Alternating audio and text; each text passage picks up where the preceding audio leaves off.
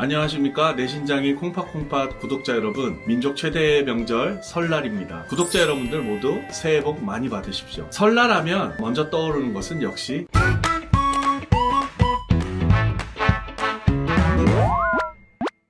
음식이죠. 맛있는 음식들 가족들과 나눠 드시면서 즐거운 명절 보내고 계실 것 같은데요. 이번에 저희 대한신장학회 유튜브 내신장이 콩팥콩팥에서는 설날 특집으로 설 명절 음식, 좋은 음식과 나쁜 음식 각각 5개 정도를 꼽아서 여러분들과 같이 얘기 나눠보고자 합니다. 콩팥병이 있으시다면 특히 더 신경 쓰셔야 될 부분, 또 그 중에서도 그나마 더 좋은 음식들 한번 말씀드려 보겠습니다. 첫 번째로는 나물인데요. 나물 중에서는 특히 삶은 나물이 좋을 것 같습니다. 왜냐하면 아시다시피 콩팥병 환자는 특히 4단계 이상의 진행된 콩팥병 환자들에게 있어서는 칼륨 조절을 위해서 생과의 생야채를 드실 수가 없기 때문에 이러한 나물들도 역시 삶은 것으로 준비하시면 좋을 것 같고, 그 중에서도 칼륨의 함량이 조금 낮은 이런 나물들이 조금 더 도움이 되지 않을까 싶습니다. 그래서 이런 나물들은 예를 들자면 시금치, 고사리, 도라지 같은 나물들은 소금을 넣지 않고 삶으신 다음에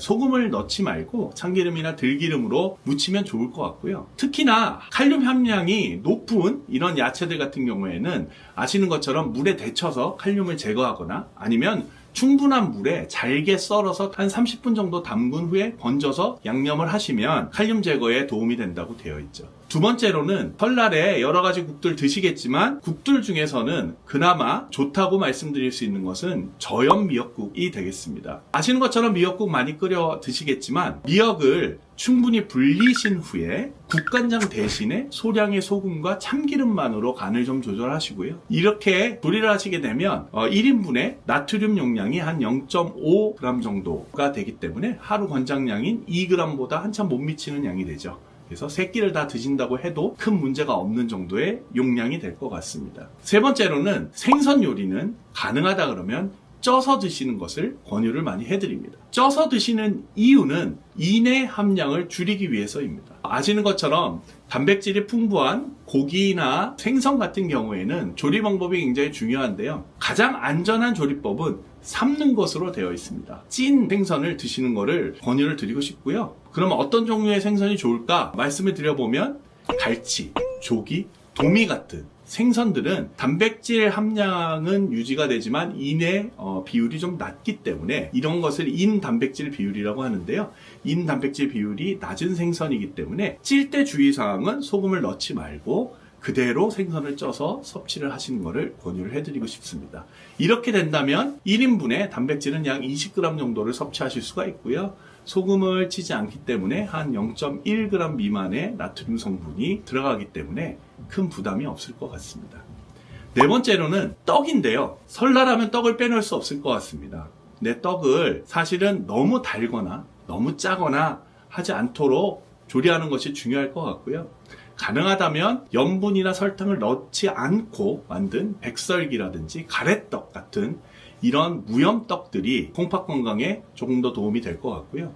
특히 이런 무염 가래떡을 가지고 떡국 많이 끓여 드실 건데요. 제일 중요한 것은 국물 섭취를 많이 하시지 않도록 하는 것을 권유를 드리고 싶습니다. 근데 떡국이 나왔는데 어떻게 국물을 안 먹을 수 있냐 이렇게 말씀하시는 환자분들 꽤 많으신데요. 저는 그래서 이렇게 말씀을 많이 드립니다. 숟가락 말고 젓가락만 사용하십시오. 그러면 떡은 건져 먹을 수 있고 국물은 섭취를 최소화할 수 있기 때문에 염분 섭취를 최대한 줄일 수 있는 현명한 식사법이 됩니다. 마지막 5번째로는 닭가슴살 여러분들 많이 드시겠지만 역시 이 닭가슴살도 앞에 있는 생선처럼 삶은 것이 좋습니다. 아까 말씀드린 것처럼 인 단백질 비율을 줄이기 위한 방법으로 단백질은 살리고 인을 줄이기 위한 조리법, 이 삶는 조리법을 가지고 닭 가슴살을 삶아서 소금에 찍어 먹지 않고 드시는 것을 권유를 해드리고 싶고요. 필요하다 그러면 약간의 소스 같은 거를 드셔도 좋겠지만 소스도 대부분 염분량이 많습니다. 그래서 가능하다 그러면 소금 없이 드시는 것을 많이 권유를 해드리고 싶고요.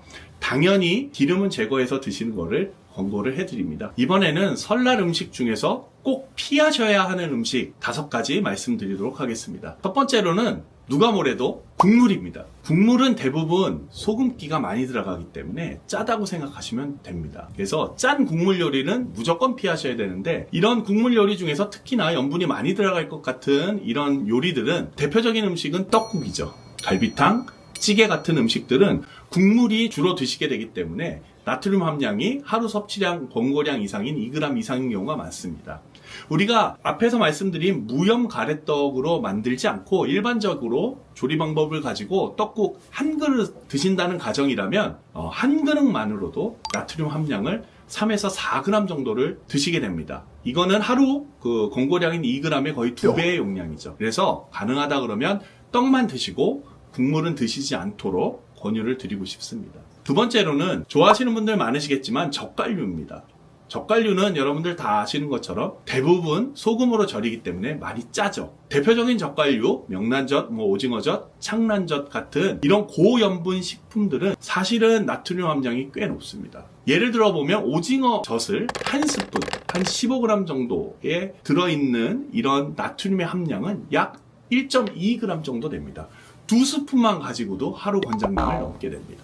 그래서 가능하다 그러면 이런 젓갈류를 좀 피하시는 것을 권고해 드립니다. 세 번째로는 가공식품 중에서 특히나 가공육류, 여러분들 아시는 햄, 소세지, 또 밀키트 같은 걸로 요새는 많이 파는 양념갈비라든지 이런 가공된 육류에는 특히나 보존료 성분과 염분이 많습니다. 그렇기 때문에 예를 들면 소세지 한 개 50g만 가지고도 나트륨은 1g 이상입니다. 소세지를 한 개만 드시는 분은 없잖아요. 두세 개만 드셔도 이미 하루 나트륨 권장량을 넘기게 됩니다. 그래서 이런 가공육류를 피하시기를 권유를 드리고요. 네 번째로는 전은 전인데 양념을 강하게 한 전 같은 경우에는 염분 함량이 많이 들어가 있기 때문에 이것도 피하시기를 권유를 해드리고 싶습니다. 특히나 전 같은 경우에 흔히 드시는 전, 동태전, 녹두전, 고기전 이런 것들은 전을 부칠 때 이미 간장을 많이 사용하시거나 아니면 기름기가 많기 때문에 칼로리도 높고 나트륨 함량도 높기 때문에 가능하면 이런 양념이 강한 전은 좀 피하시기를 권유를 해드리고요. 동태전 2조각 한 80g 정도 될 것 같은데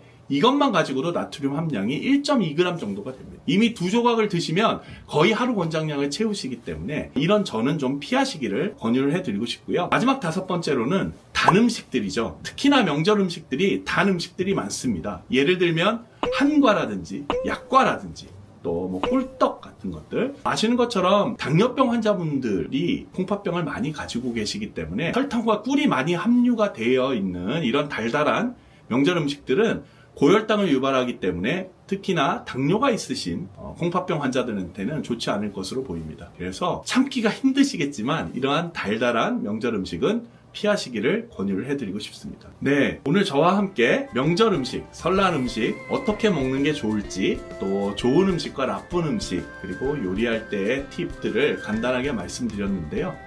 여러분들 설날 건강하게 보내기 위해서 조금 과식은 자제하시고 너무 단 음식, 짠 음식, 간이 너무 심한 음식들 피하시기를 다시 한번 말씀드리고 싶습니다. 어쨌든 가족들과 함께 이런 음식들 충분히 즐기시면서 건강도 챙기시는 그런 설날 명절 되시길 바랍니다. 감사합니다.